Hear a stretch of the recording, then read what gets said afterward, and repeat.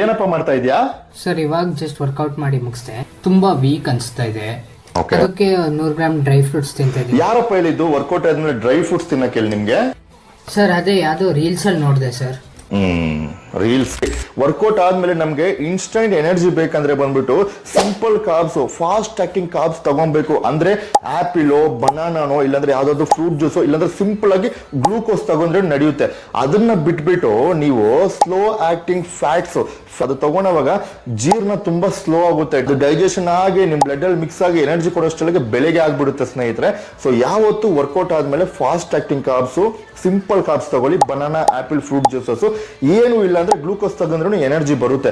ಅದನ್ನ ಬಿಟ್ಬಿಟ್ಟು ಯಾವ್ದೋ ವಿಡಿಯೋ ನೋಡಿದೆ ಅಂತ ಹೇಳ್ಬಿಟ್ಟು ಡ್ರೈ ಫ್ರೂಟ್ ತಿನ್ನೋದು, ಇಲ್ಲ ಫೈಬರ್ ವೆಜಿಟೇಬಲ್ಸ್ ತಿನ್ನೋದು ಇವೆಲ್ಲ ಬಿಟ್ಬಿಡಿ. ಈ ಕಾರ್ಬೋಹೈಡ್ರೇಟ್ಸ್ ತಗೊಳವಾಗ ಒಂದು ಬನಾನೋ, ಆಪಲ್ ತಗೊಳೋ, ಅದ್ರ ಜೊತೆ ಒಂದು ಪ್ರೋಟೀನ್ ಶೇಕ್ ತಗೊಂಡ್ರೆ ರಿಕವರಿನೇ ಆಯ್ತು. Fast observation